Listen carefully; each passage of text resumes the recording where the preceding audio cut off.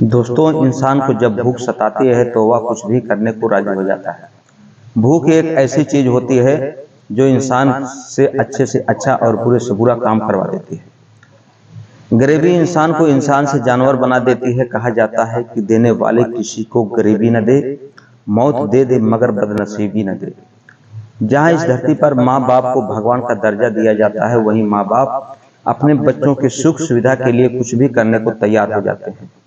लेकिन अगर माँ बाप अपने बच्चे हृदय के टुकड़े को बेच दें और उस पैसे से परिवार का खान पान सुख सुविधा उपलब्ध कराएं, तो यह सोचने का विषय हो जाता है।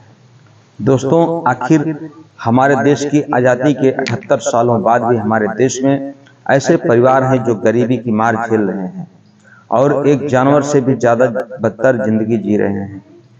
ऐसा ही एक मामला प्रकाश में जब आता है, जहां एक माँ बाप अपने बच्चे को महज 20,000 रुपए में बेच देते हैं और उस पैसे से अपने परिवार का भरण पोषण करते हैं। तो आइए जानते हैं कि आखिरकार क्या मजबूरी थी उस माँ बाप की जो अपने बच्चे को बेचते हैं। जानते हैं पूरी घटना कहानी के माध्यम से। नमस्कार, प्रणाम। मैं मोनू भारद्वाज हृदय तल की गहराइयों से आपका हार्दिक स्वागत, वंदन, अभिनंदन करता हूं। दोस्तों, आपसे एक छोटी सी रिक्वेस्ट है, अगर आप हमारे चैनल पर नए विजिट कर रहे हैं तो आप हमारे चैनल को सब्सक्राइब करें, दोस्तों में शेयर करें, कमेंट करें। दोस्तों, आज की जो सच्ची घटना आपको सुनाने जा रहा हूं, यह घटना है उत्तर प्रदेश का एक जिला लगता है कुशीनगर।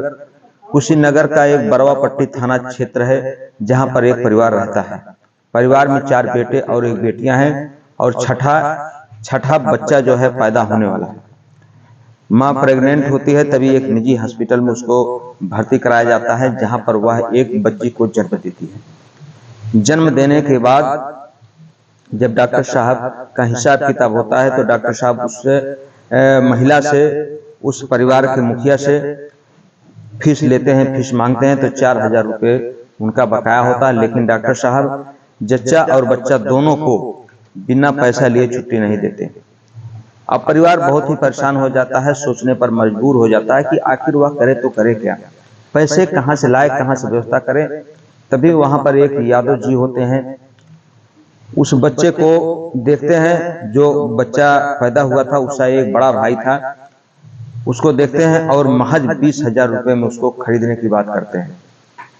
परिवार का जो मुखिया होता है उसको 20,000 रुपये में बेच देता है और डॉक्टर साहब को 4,000 रुपये देकर अपना जच्चा और बच्चा छुड़ा के लेके जाता है। जैसे ही अचानक थाने पर लगती है तो वहां पर एक इंस्पेक्टर साहब होते हैं, उनसे भी रहा नहीं जाता। वो भी आते हैं और हर्जाने के रूप में कहते हैं कि ये क्राइम आपने किया है, आपने अपने बच्चे को बेचा है, इसीलिए नाते आपको जेल जाना पड़ेगा।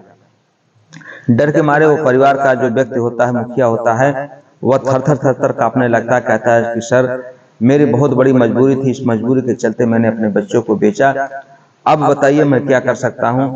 तब जो इंस्पेक्टर साहब होते हैं उस पैसे जो बचा होता है 15,000 रुपये, उसमें से भी वो 5,000 रुपये ले लेते हैं। अब उस परिवार के पास 10,000 रुपये बचता है, तो उस 10,000 से वह परिवार का भरण पोषण करते हैं।